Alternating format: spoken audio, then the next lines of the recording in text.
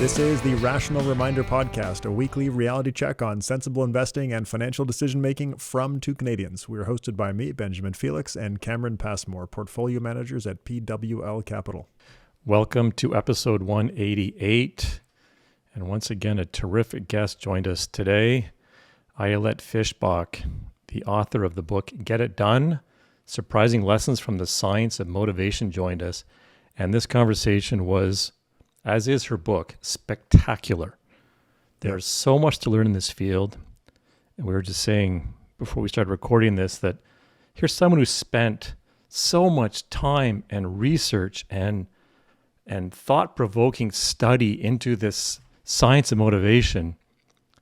What a truly incredible treat to do a deep dive into this.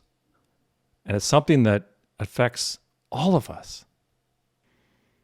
Oh yeah, I mean, just think about it. Motivation science. That's basically what we talked about, and it should be obvious why that's important in everyday life.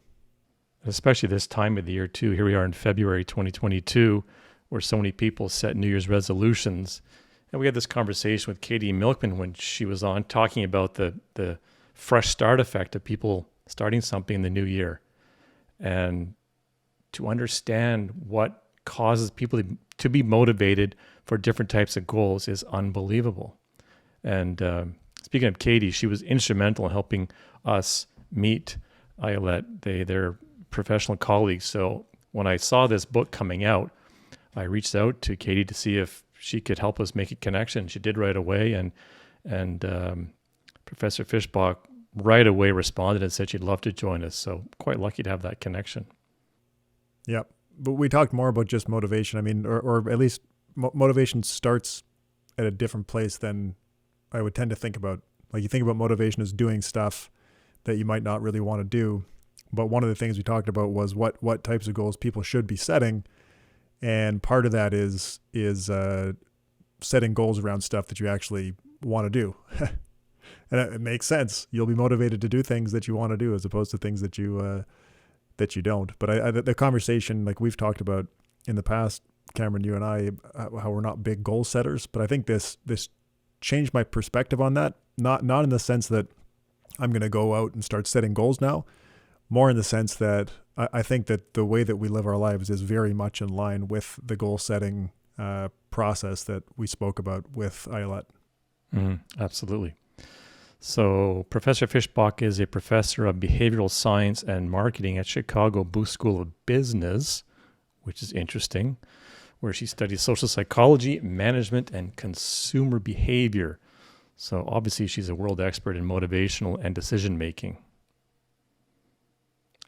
Also, as I said, author of the recently released book, Get It Done, which we both read it in depth, cover to cover. Phenomenal book.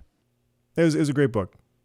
You know, there are books that you can kind of skim and get the idea. Couldn't skim this one. I read it thoroughly, cover to cover, probably twice in total, including kind of skipping around back and forth to reread certain sections. Yeah, very, very good stuff. So we're good to go? Let's go ahead to the episode. Here is Professor Ayelet Fishbach. Dr. Ayelet Fishbach, welcome to the Rational Reminder Podcast. Thanks for having me. And right off the top, I must congratulate you on your book. I think it's wonderful. Thank you so much. I'm so excited that you liked it. So as we understand it, people are not really terribly good at predicting what will make them happy in the future. How do you think this can be addressed when you set goals?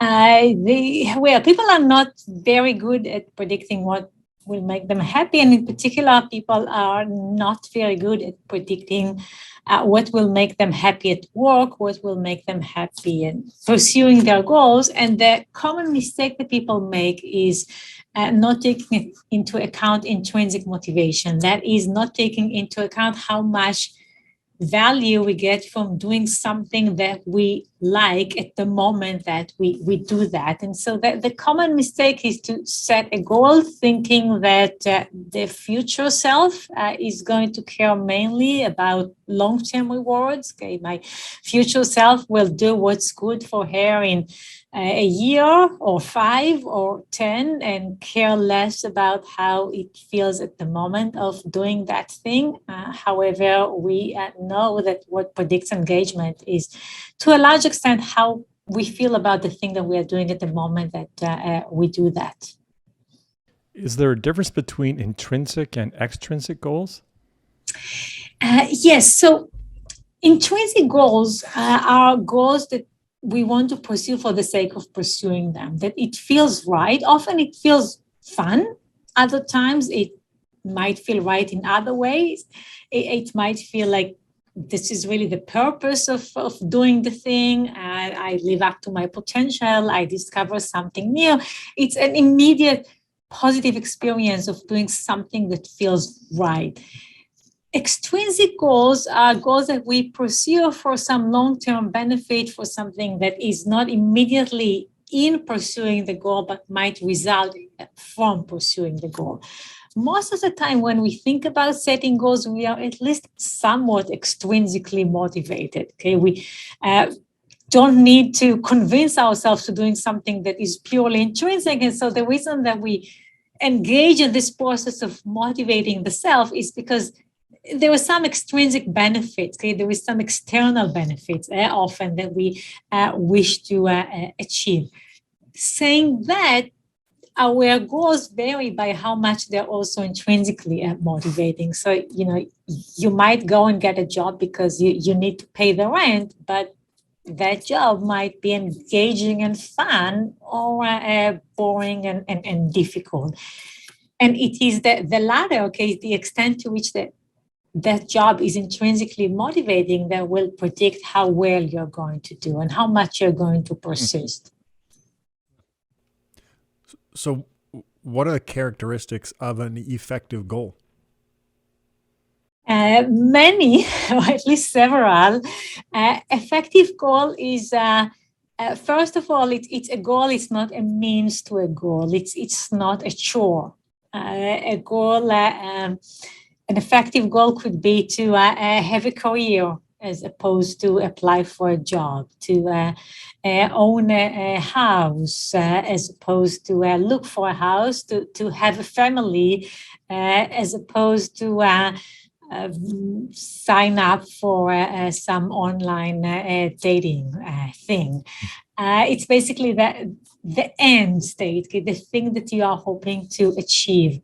What else? An effective goal is often an approach goal, a do goal, as opposed to an avoidance goal, a do not goals. There are a couple of reasons why do not goals are less effective. First, when you pursue a do not goal, that often brings to mind what you're trying not to do. So how do I know that I am not smoking? Well, I ask myself, when was the last time that I smoked? How do I know that I'm not thinking about my ex? Well, I ask myself, are you thinking about your ex? And guess what? Pursuing these goals often brings to mind the thing that you are trying to avoid. And also, do not goals tend to elicit reactance. That is, we tend to want the thing that we are not allowed to have just because we are not allowed to have it. And there's some really nice studies showing that when you ask people not to do something, that's exactly the thing that they want to do. Wow. I can keep going. Please keep going. What else is effective for goals? Effective goals are not a means in the sense that people are not motivated to work on something that is prerequisite for something else. Okay, people are not excited to pay for parking or shipping or gift wrapping. In one of the studies that we ran a few years ago, we found that people were willing to bid more money for a book than for a tote bag that contained that exact same book. Okay, now clearly they are getting less, right? If they just get the book as opposed to the tote bag that contains the book. And clearly people are not seeing both conditions. Okay, they either are presented with an offer to get the book or with the offer to get a tote bag that contains the book. But by finding that people are willing to pay less for the bag that contained the book, we had strong evidence that we, as people, don't like to invest in the thing that's not the goal itself. And intrinsic motivation, of course, effective goals are intrinsically motivated. They have the right incentives. There are many more elements. What about how specific versus abstract should a goal be? Yeah, that's a good question. It should be as abstract as possible while still being connected to some action. So fantasizing doesn't really work. When people fantasize themselves, like winning an award, okay, or getting a degree, or having a large retirement saving, that doesn't motivate action. So you want to set your goals such that it is connected to action, that you know exactly what is the plan that gets you there, but it's not so specific that it's not motivating. The way to do it is by asking yourself several why questions. Okay, so I do this like why. Okay, why do I work on this project? Maybe because I want this project to be completed on time. Why? Maybe because I want to impress my boss. Why? Because maybe I want to be a great employee in my company, and so on. And try to go with the why questions high enough so that you know why you are doing the thing that you are doing, but not so high so that you lose connection to action. Like, if you get to the, like, why do you do this? Because I want to be happy. Well, be happy is not directly related to any specific action. And so that's not the best goal. Are there any things to avoid in setting goals? Like, what should a goal not look like?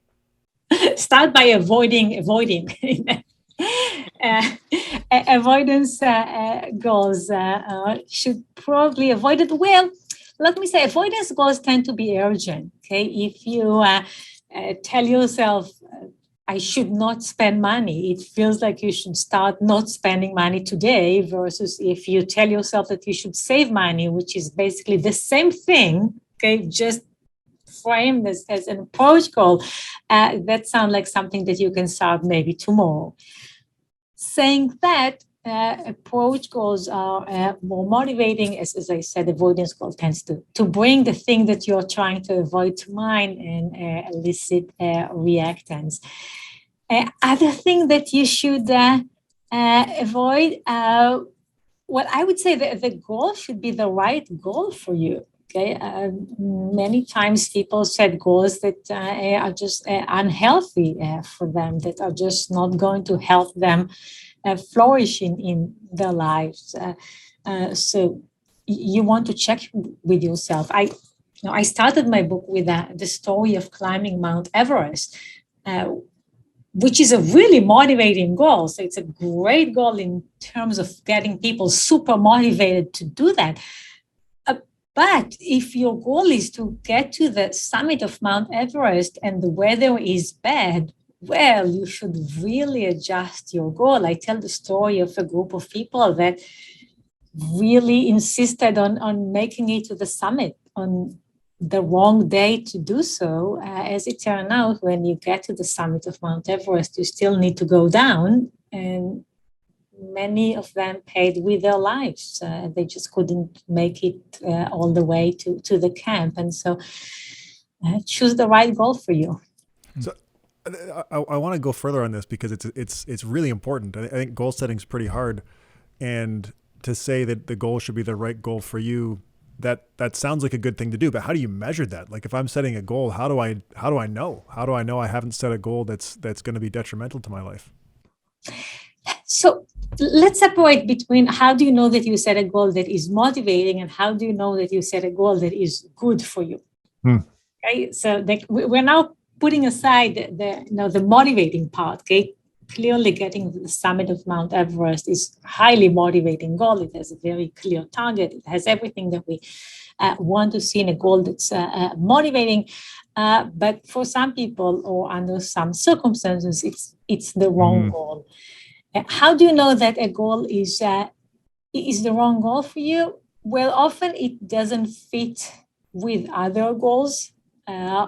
Often you think about your goal as your only goal, so that nothing else matters.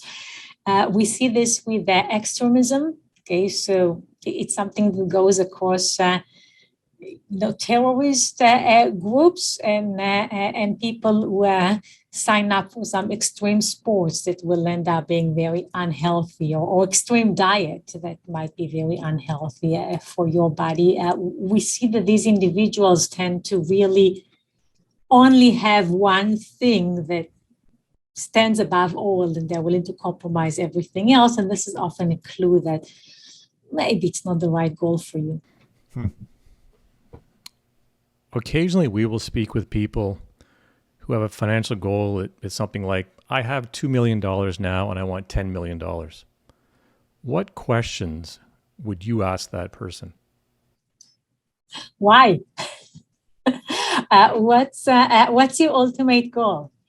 How does this goal that you stated have $10 million facilitates your basic needs? How does it help you connect to other people? How does it help you grow intellectually? How does it make you mentally healthier? Okay, what are you trying to achieve by 10 million? And the follow-up question to that, I'm not sure how to word it, but so many people, and this is perhaps a society-wide observation, but so many people just want more. So if you have $1 million, you want 2. If you have 2, you want 5. You have 5, you want 10. If you have 100, you want 200. So we observe this in our day jobs. Any commentary on, like, is there societal pressure for what's normal? I don't know that it's a societal, well, let me say it again. I don't know that it's a societal pressure as much as the human psychology. Okay? Here's the thing. We feel good when we achieve our goals. Okay, and we feel good for making progress toward goals. And that means that there is a problem once we achieved our goal. Okay, like you are there, okay? You wanted to get 1 million, you got 1 million, and now there might be some emptiness. And what's next? And so we constantly want to improve. We want to have more than what we have. We want to achieve more than we have achieved, because this is, in a way, our human psychology. You pointed out one way in which that can go against us. Okay? It can lead to being too focused on accumulating wealth. Okay, in other domains, it could lead to overweight, because we always want to eat more and eat better food. So there could be negative consequences in whatever we do, and we should just stop and think about what else can we do. Maybe we should stop pursuing wealth, or put this on hold and focus on something else. Okay, maybe we can do something for society, for our family. Maybe we can grow in other ways. And that links back to most of the why questions that you would have asked.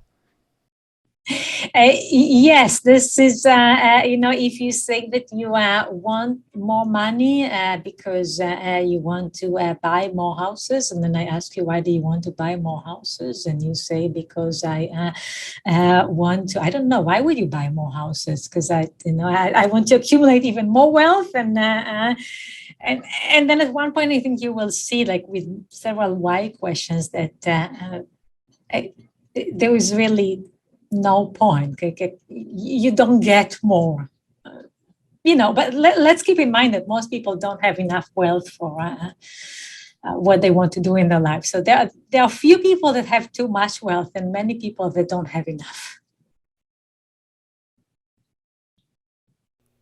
Do you think goals, we just talked about wealth-related stuff, which is numbers, but then other things like social goals or community goals, which are maybe harder to quantify. Do you think goals need to have quantifiable targets related to them?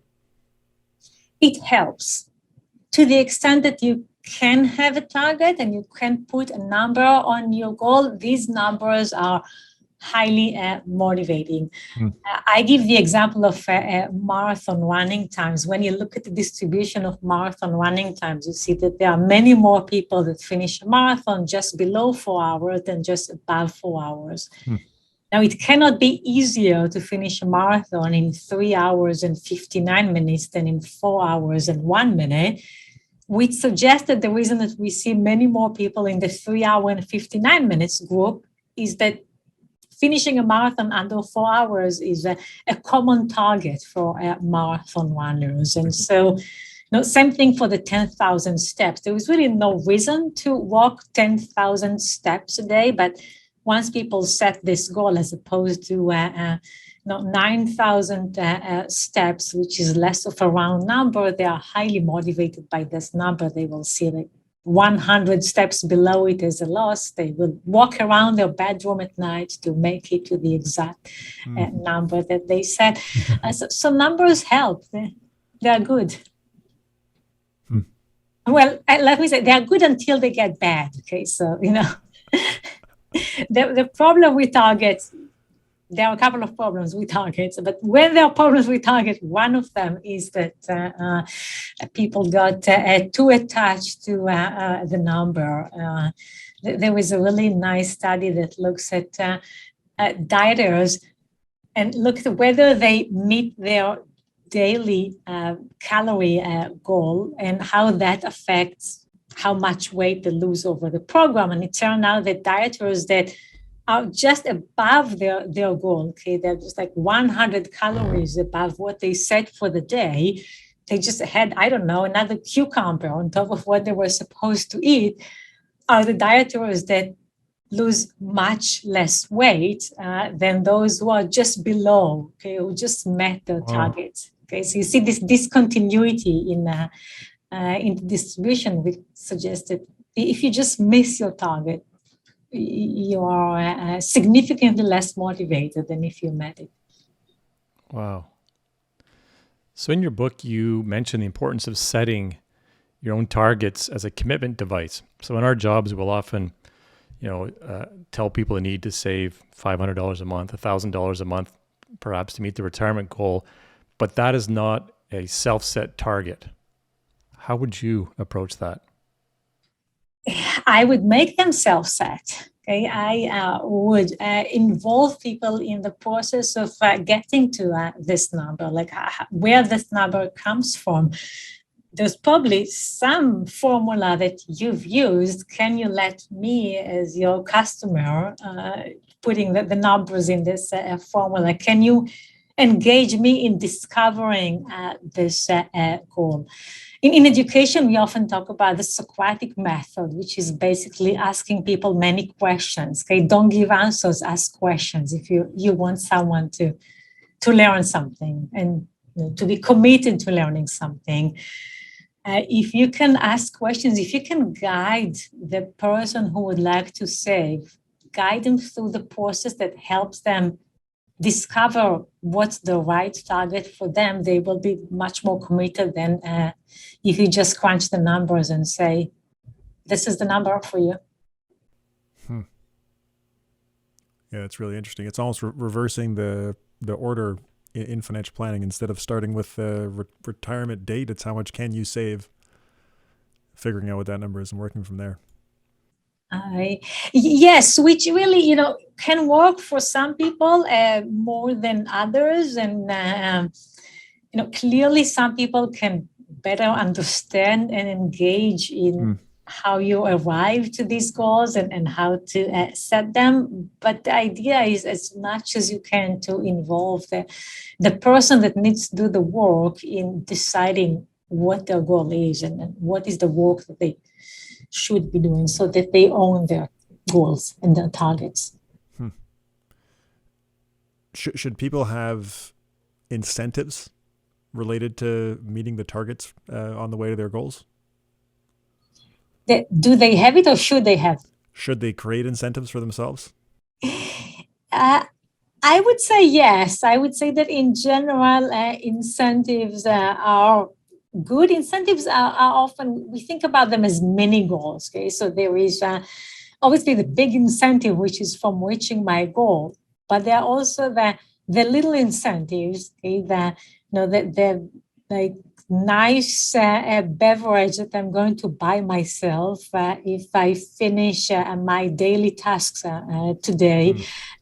Or the nice gift that I'm going to buy myself, nice but inexpensive if I meet my saving goals. And these are kind of mini goals. For many of the goals that people pursue, they are so long-term, okay, their rewards are so much delayed that really you need something that's more immediate. Okay? You need to celebrate successes on the way there, and incentives are a good way to do it. But as we know, incentives can also backfire. So we need to be careful with incentives. Can you talk more about how they can backfire? In several ways. We often incentivize the wrong thing. Okay, in my book I tell the story of the rats in Hanoi, and that was at the beginning of the 20th century when French colonials were running the city of Hanoi, and they were struggling with rats running around, and so they created this incentive system, that bounty system, by which you get a cent per dead rat. Now, that worked. Okay, there were many dead rats, actually, the tails of dead rats that were brought to the authorities as the result of the incentive program. But how do you get dead rats? Well, first you need a live rat, and so the residents of Hanoi were started to breed rats so that they will have a nice supply of dead rats to get the money. In our own lives, when we reward the wrong thing, we might find that we engage in the wrong actions. Okay, if I give a saving example, okay, if we save money in one account by taking it from another saving account, then we really did nothing. Okay? And so where the money is really coming from, okay, is important. The other problem with incentives is that often we have too many incentives, and that results in being a bit confused about why we do the thing that we do. Kids often infer that food that is healthy is not tasty, and we ran a study in which we told very young kids, like 3 to 5 year old, that some food will help them learn how to count, and so they infer that this food is not tasty and they didn't want to eat it. What happened? Well, there is one incentive, big incentive to eating, which is that you like the taste. And when you add other incentives, such as that it's good for you, that it will make you whatever are the health claims, like smart, calm, and so on, that confuses you about the taste. You no longer eat the thing because you like it. You eat it for those external benefits. What causes people to be intrinsically motivated to achieve a goal? What causes people to be intrinsically motivated is that they feel that they achieve the goal as they are pursuing the action. There is this mental fusion between doing the thing and getting whatever I'm trying to get from it. The act of achieving the goal, this moment when we achieve the goal, is always intrinsically motivating, because at that moment, doing and getting the goal, achieving the goal, happens at the same time. Okay? It's completely fused. And so the ultimate intrinsic goals are those that tap into our curiosity or creativity, or the moment that we discover something. Also social goals, like being with people that we love, okay, pursuing our passion. these are highly intrinsically motivating. But you can increase intrinsic motivation for other goals as well, basically by making them more immediately fun, more immediately rewarding, okay? Adding entertainment to your exercise is making it more intrinsically motivating, okay? You might now want to work out, not just because that will make you in better shape in a year, but because that feels good as you're doing it. We ran a study when we introduced healthy snack, music, and color pencils to a math class. And the kids enjoy doing math more, okay? They solve more problems. Now, what did we do? We just made the entire event of solving math problems more fun with music, okay, and color pencils. And you can do these things, even just noticing the fun that exists in what you do, just paying attention, okay? When you go to the gym, choose that whatever, that activity that looks the most fun for you. Okay, look at the menu and ask yourself not what's good for me, but what I will enjoy doing, and do that. And you will be more intrinsically motivated, even though very few people go to the gym because they couldn't think of anything more fun to do. How does our relationship with our future self affect intrinsic motivation? What do you mean by that? I mean, I'm familiar with some of the research on future self versus current self, and I'm wondering if a feeling of closeness with your future self affects your current intrinsic motivation. yes, I think it affects your motivation. Okay, so the more you are psychologically connect to the person that you are going to be, the more motivated you are to take care of them.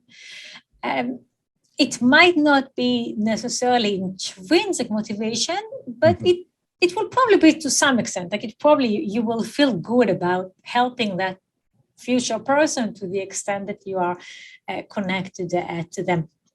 I'm really curious about the notion of psychological connectedness, because really, if you think about it, if you are not connected to your future self, if your future self is a stranger, then there is really no point in doing anything that will benefit that person. Right? Then like putting money aside for that person is like giving money to strangers, which, I might do, but not a lot. Okay. Or like, like pursuing an education for that future person. Well, if they're strangers, then why should I work for a stranger? And so it's really, it goes almost against our nature to take care of someone who is not connected to us, which is why the feeling that this is me, that I'm working for, that this future self is somehow the same person that I am now, is absolutely critical to get people to do anything that is beneficial in the long run. I wouldn't say that this is the best way to increase your intrinsic motivation, but this is a really good way to increase your motivation. How important is it that the pursuit of the goal itself be enjoyable? It is very important that the pursuit of the goal will be enjoyable, or somehow that it will feel good. Okay, sometimes it feels right, even if it's not enjoyment, and it's very important because we really discount anything that is in the future. Okay, now it's not that we should. Okay, we should not discount outcomes that are in the future, but we do, because this is our human or our animal nature, and so it's just hard to do something that will benefit me in the future. We are so much oriented toward the present. I had a conversation with a colleague the other day, and we were just like in our minds thinking about like the kind of time commitments that we make. And basically, most of us would say, I'd rather give you an hour next week than 5 minutes today. What does that mean, right? Like, I can absolutely not afford 5 minutes today, but I'm very happy to commit 1 hour of my time next week because it's in the future. That's like we discount too much, okay, beyond what's good for us, and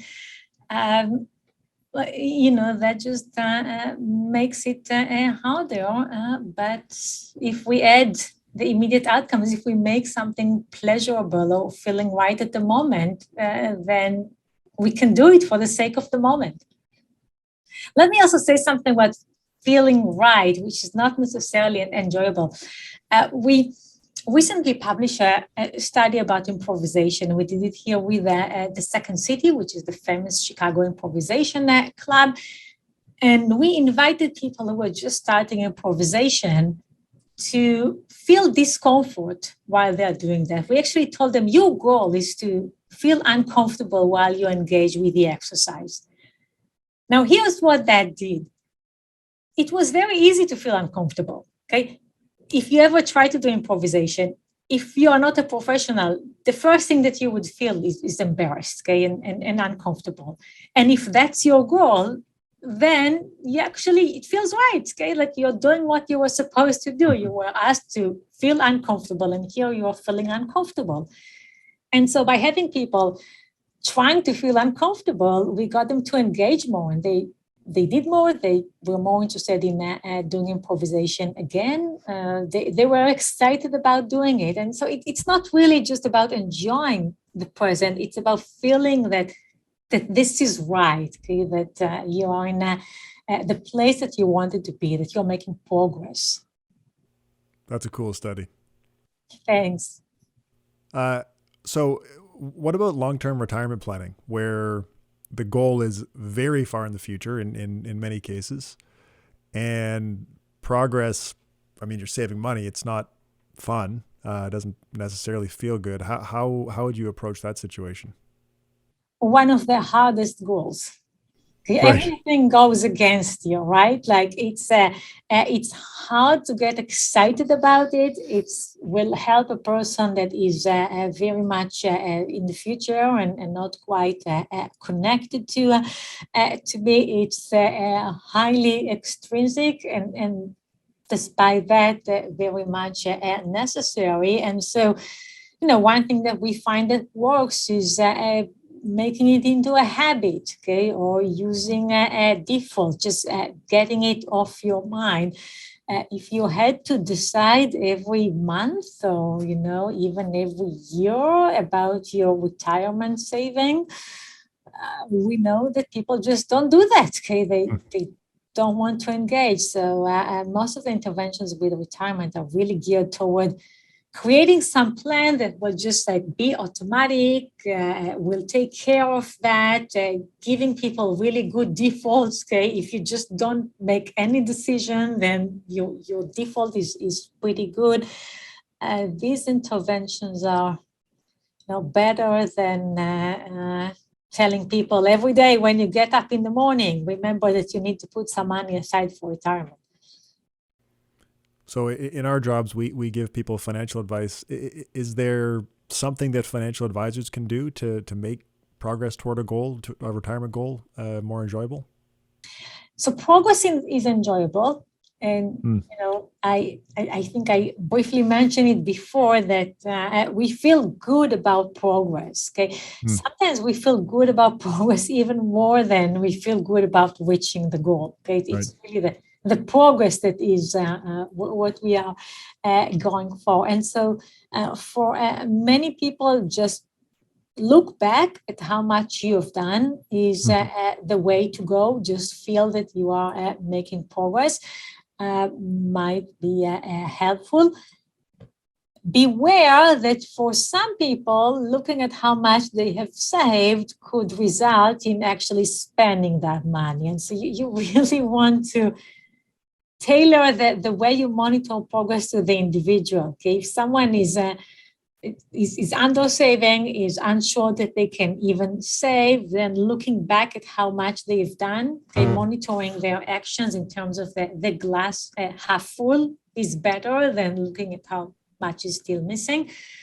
But if someone is doing well and is already highly committed, then looking back, they might feel licensed to spend some of this money. You want to monitor progress in terms of how much you still need to do in order to be on track to meet your goals.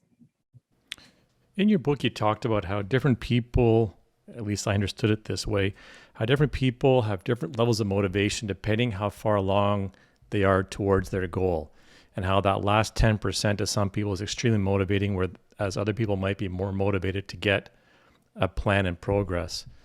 How important is it to know which part of that progress matters most to you? And then how do you link that to actually tracking your own progress towards the goal? I believe it is important that you track your progress in the right way for you, which could either be monitoring how much you have done or monitoring how much you have left to do. And for a few reasons. First, at the beginning, if you look at how much you still need to do, it's too overwhelming.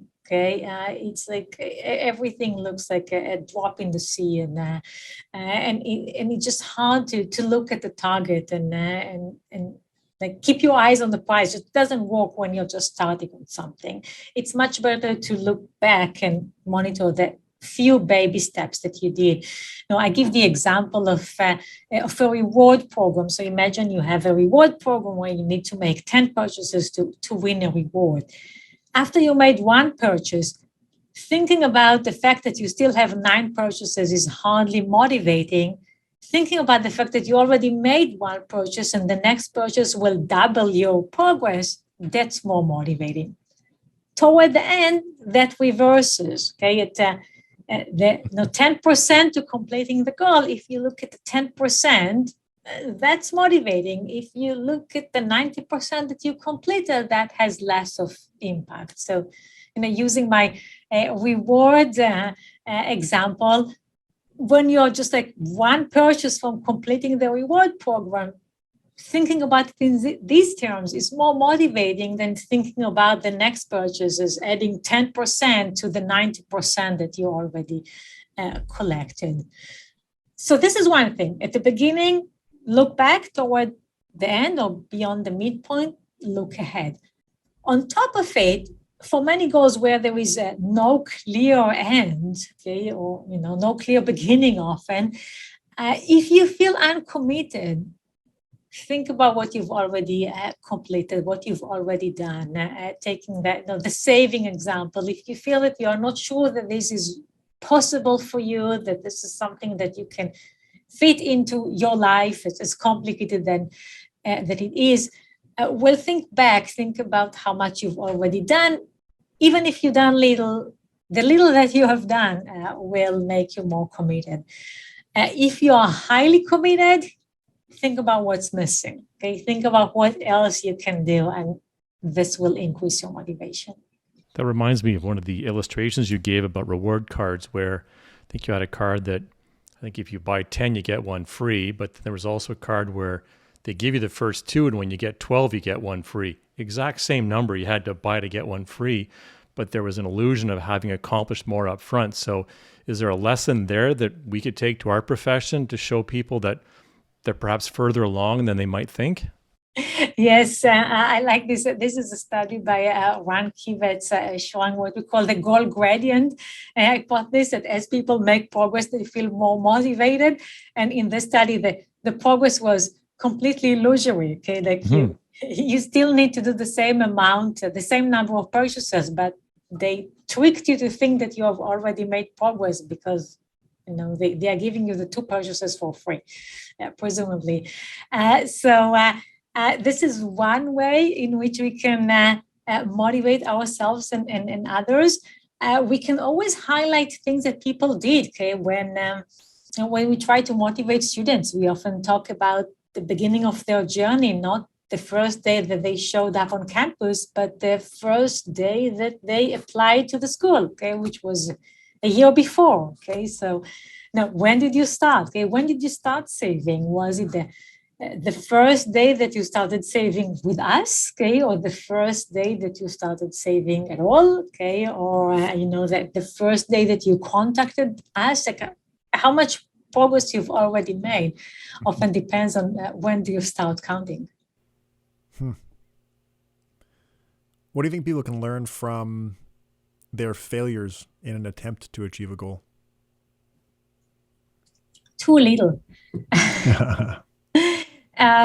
We feel that we have learned a lot from failure, but when we run the studies, people are learning too little. And so just to give you a sense of what that means, we often have people complete a task where there are two possible answers. Okay, so we ask you, let's say, what's the meaning of this word in a language you've never heard of? Is it an animal or an object? And you make your guess, and then we either tell you that you were right or we tell you that you were wrong. Presumably, you should learn either way, right? Like that. If that thing that you've never heard of is not an animal and the only other option was an object, then it ought to be an object, right? Like there is full information there. But what we find is people don't learn from failure. Often they are close to guess when they close to chance in guessing the correct answer when they are tested on their knowledge. And this is just an example of how hard it is for people to learn from failure. And often when people do learn from failure, they learn the wrong lesson. That is, they learn that they cannot do it. Okay, and so instead of learning that maybe this was not the right way for me to save money, okay, or the right program or the right person to work with, what people learn is that learned helplessness. Okay, that I just can't do it. Okay, this is not for me. Right? Other people can do it. I am a failure. And so between not learning anything to learning that you are a failure instead of that there are lessons in failure, it's hard to learn from failure. There are ways to learn, and this is one thing that I'm actually excited to do in my research, which is explore ways in which people can use their failures to learn something. Do you think the lack of learning from failure is at all related to the general success bias that we have as humans, but maybe particularly related to social media? Oh, yeah. So on social media, everybody's having the best life ever, right? So, everybody's on vacation and it's sunny there, and their kids are amazing. They always get admitted to the best schools, right? It's like their relationship is like amazing. So part of the reason why we don't learn from failures is that we don't get good information. And by the way, this is in particular problematic because it is easier to learn from other people's failure.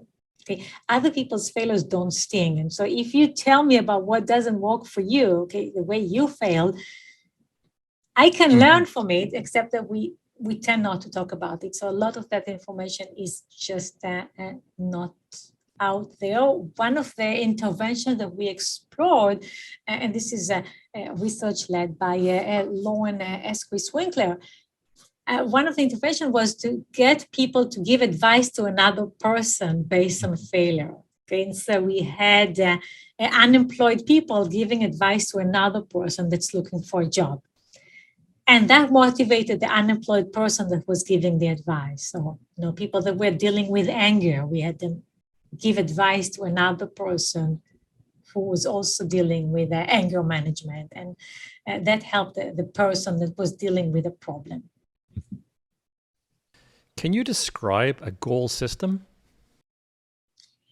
A goal system is basically the structure of your goals and the sub-goals and the activities that serve them. So you can think about like the most abstract goals in your life. Okay, you might care to be healthy, and you might care to be connected to your family, and you might want to have a successful career and so on. And then you think about sub-goals that connect to them, and then activities that serve these sub-goals and then the goals.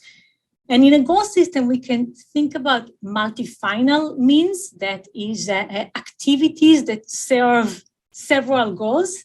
Okay, I might bring lunch from home, and that will help me save money and also be healthy. Okay, so I get two things for the same means. I refer to it as feeding two birds with one stone.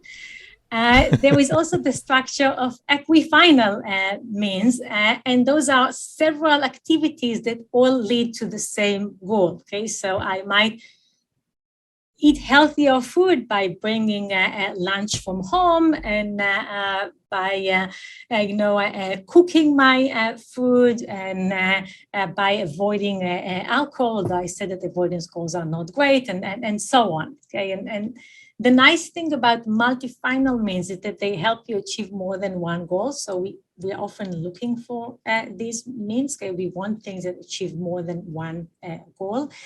The nice thing about equifinal means is that these are your backup plans. Okay, so it's going to be a 1 foot snow in Chicago today, maybe, which means that if I can only think about exercising in terms of running outside, that's a problem. But if I have another means, which is working out indoors, that's my backup plan, and that would mean that I would be able to pursue my goals even when things don't work the way I originally planned. Did you say we should have a preference for multi-final means?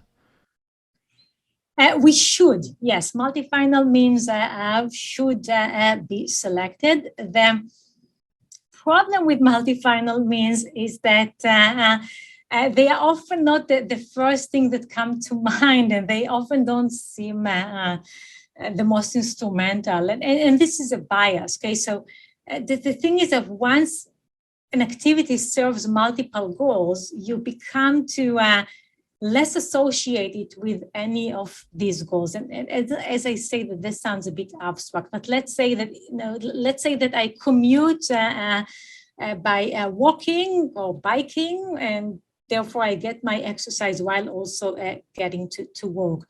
By the fact that biking, in my example, helped me both get to work and exercise, I tend to think about biking less of an exercise and less of a commute. Okay, it becomes less strongly associated with each one. And that means that we often don't go for these multi-final means because they don't come to mind as the most instrumental way, it's like the best way to achieve something, although they are. It's really interesting. How important do you think it is for people to, like, in the book, there's a chart, like there's a drawn out, and maybe we can show it in the YouTube version of this conversation, of the goal system, and that makes it really easy to visualize what is a potential multi-final means. Do you think it's important for people to do that, to actually write out the goal system? I think so. And as you hear, I'm struggling here to explain this without actually drawing it. It is so easy when you actually draw the circles, okay? Like you write down your goals and you write down your sub goals and the means that achieve them. And I don't think that anybody can be completely precise about it, right? Like eventually I can think about it. Like everything that I ever buy is serving some sub goal that serves another goal. And so I'm not looking for a map that is complete. I'm looking for a map or a goal system that summarizes, okay, that captures the main thing that you want to achieve. So, going back to your example of the person that only wants to get another $10 million, if I draw the entire system, I will see that this is just like one thing that I want to achieve in my life. There are many more.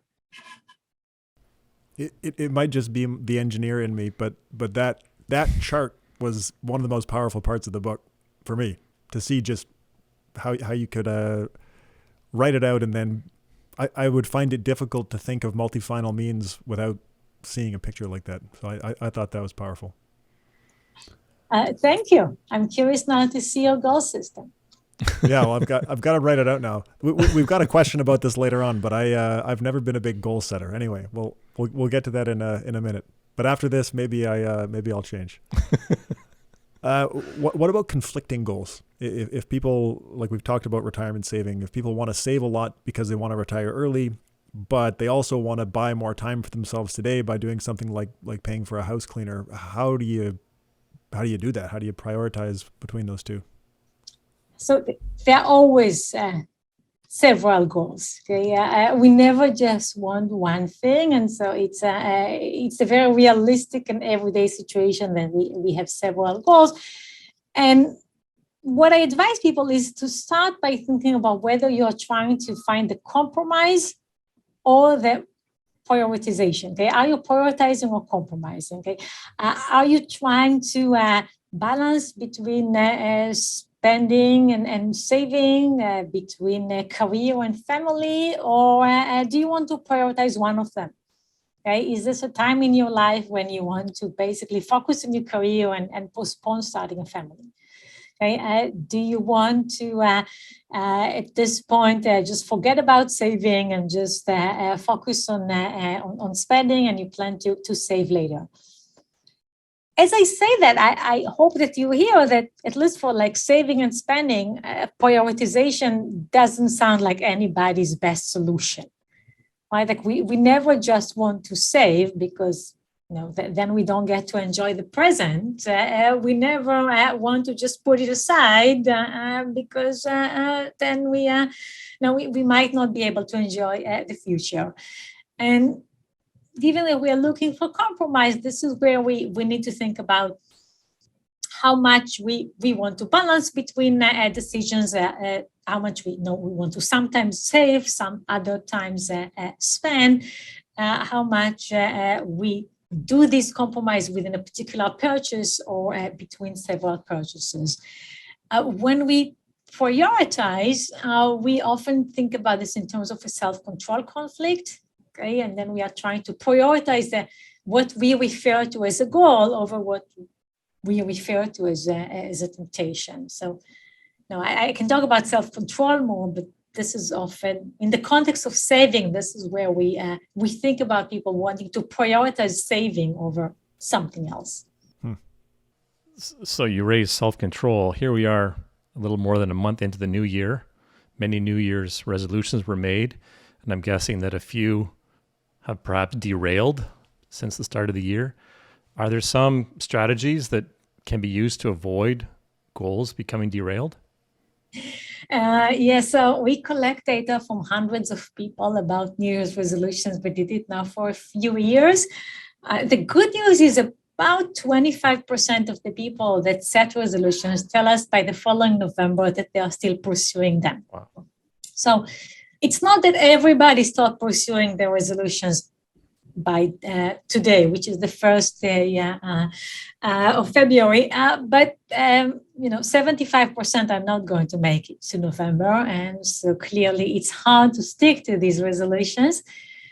What we find predicts adherence to resolutions is how much they are intrinsically motivating, how much people enjoy pursuing them or found the path that feels right, that feels good.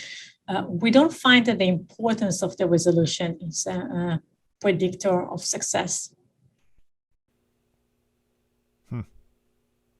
What about temptation though? Like if you decide to eat healthier, but you drive past McDonald's on the way home from work every day, are there strategies to deal with things like that, with temptation? Yeah, so self-control dilemma is exactly where you want to prioritize, right? You identified one goal as more important for you than the other, okay? You can tell yourself that you would rather eat at home than eat at the McDonald's, okay? But the McDonald's is really tempting. When we get to strategies that help people with self-control, they either address the problem of identifying the temptation or the problem of battling that temptation. Mm-hmm. So let me start with identifying.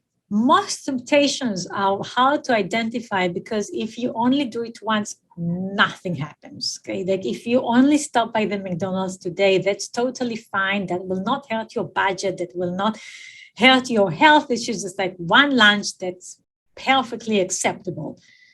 The problem is what if you eat at the McDonald's every day, of course. And so to identify temptation, we need to think about many decisions together. Okay. We need to use what we call broad decision frame. Sometimes it's easier than others. Okay, you might create a rule by which you don't eat at the McDonald's, or you only eat at the McDonald's 2 times a month. And so, this rule by definition is a broad decision frame.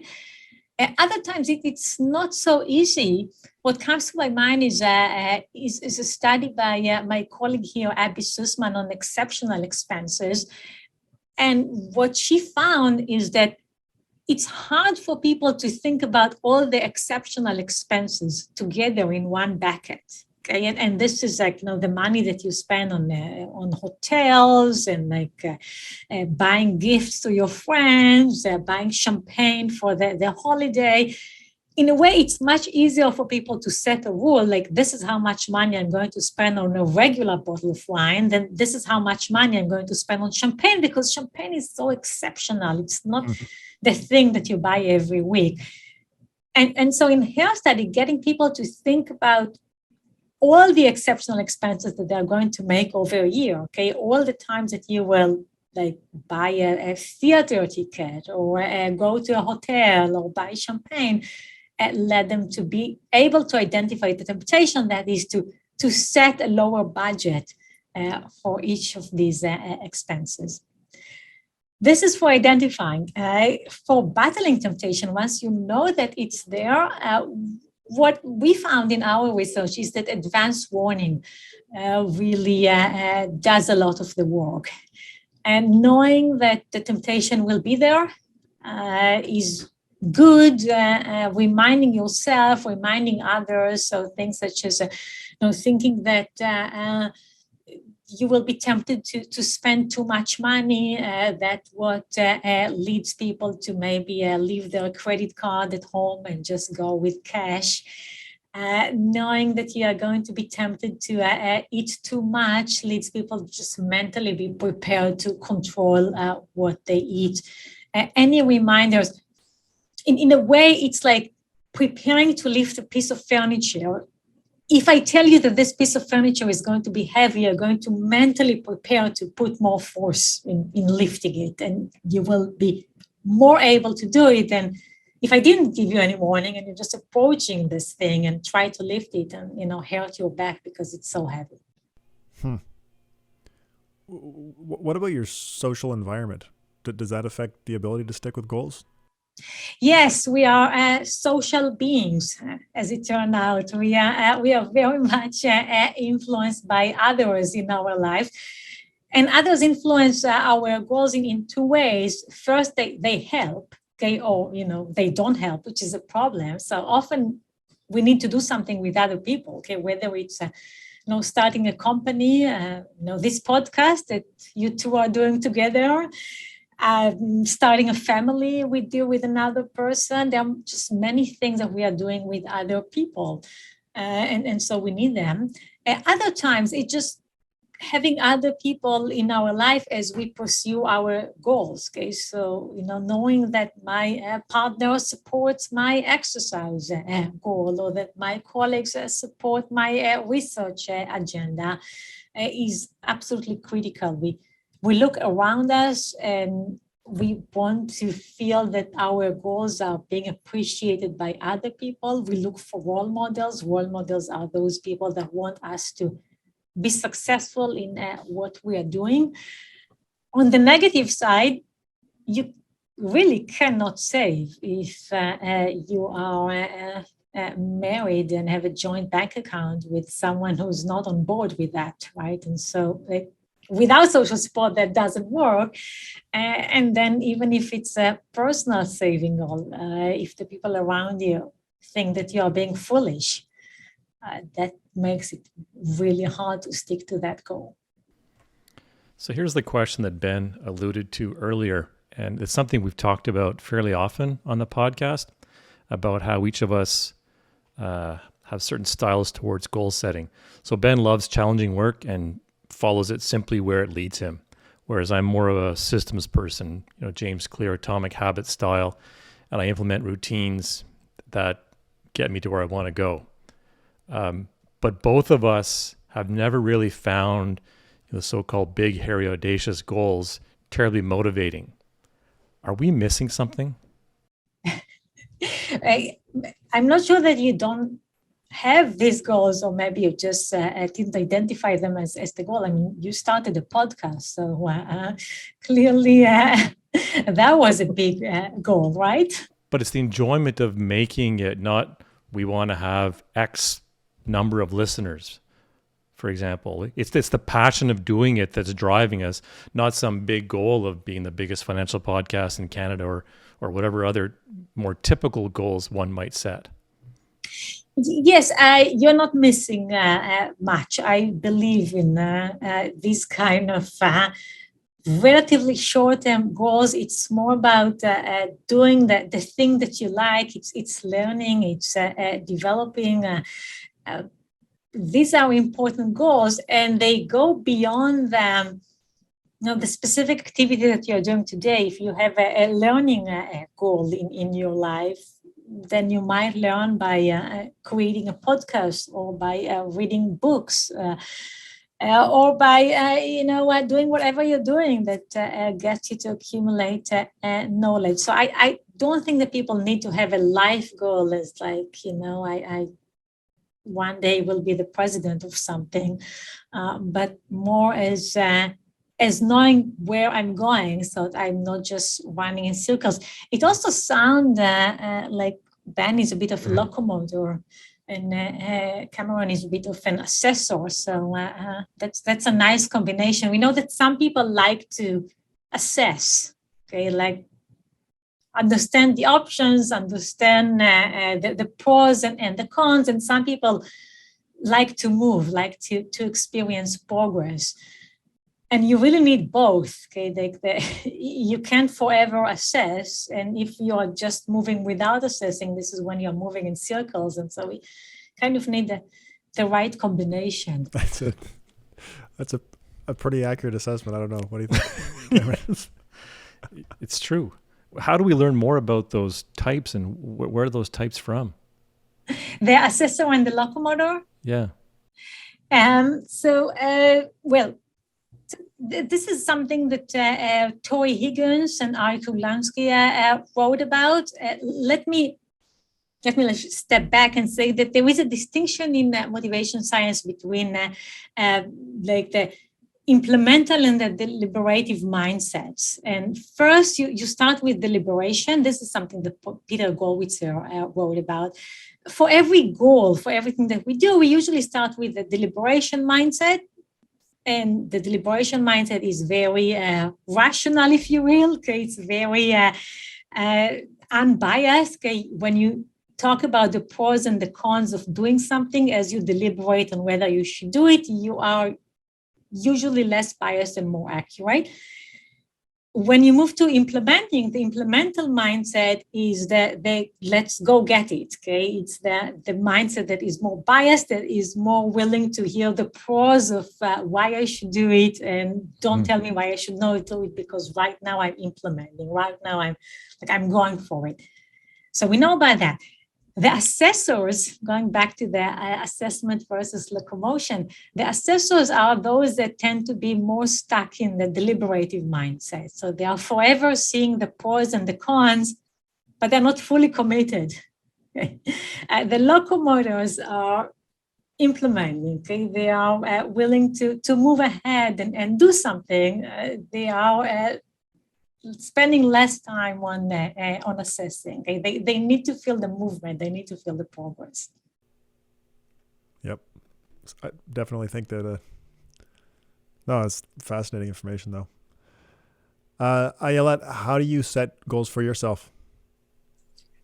I very much intrinsically motivated. So whatever is like interesting for me, whatever I'm curious about, often whatever I didn't try before, so that will probably be fun, because I'm going to be new and I'm going to have a steep learning curve, which is really nice for me. And I'm really lucky, like I have a career as a researcher, so I can just think about what an interesting problem to explore and do that. Yeah, that is very cool. You've got 3 kids. You mentioned in the book your 2 daughters. It sounds like have been very successful academically, which is amazing. I've got kids. Cameron's also got kids. I'd love to know how you apply the information that we've talked about in your relationship with your kids. So thank you. Yes, I have 2 girls in their 20s. They are an astrophysicist and a med school student, and a 10-year-old son, who is really the person that I'm still very much influencing, because I think that like my older kids, they are already so self-driven. There is nothing I can do. And we very much support each other in whatever we do. The book that I wrote was with the help of my med school student daughter. She read every chapter that I wrote and commented on it and provided some edits. So she was the first one to see everything that I wrote. My astrophysicist inspired me in her own way, and then my little guy, as I said, is still the work in progress in terms of parenting. We'll see. The other day, he told me that I'm an expert on failure, so I felt pretty good about the parenting that we have with him. But with kids, sometimes you feel like you're the best parent in the world. Many times you feel like you are a total failure as a parent. So it depends on the day. Is there anything that you've deliberately done, I guess, related to your expertise in motivation science as you've raised your kids? So the learning from failure, I think, is like, it's just not surprised that my son told me that I'm an expert on failure. Like we talk a lot about learning from failure and failing as an opportunity to learn how to be successful, or to learn new information, and how we should try out things. We talk about like when you apply to something that you should learn from the rejections that you have. And in a way, if you've never been rejected, then you're probably not applying to enough things. You're not trying enough things. And so I would choose that as something that we talk a lot about. So Ayelet, our final question for you. How do you define success in your life? Oh, learning. I never left school, and I feel successful when I learn something new. Okay, I feel successful on days when I learn something new. We just talked about how learning often comes from something that didn't work out. And so it's really just about, was this experience worthwhile in terms of giving me new information? And if this is information about myself, then that's a big plus, because as we know, we are all very curious about the world, but we are in particular curious about ourselves. So if I can learn something about myself, I'm even more intrigued. Well, we learned a ton today. This was truly an incredible conversation. So Ayelet, thanks so much for your time. Thanks for having me.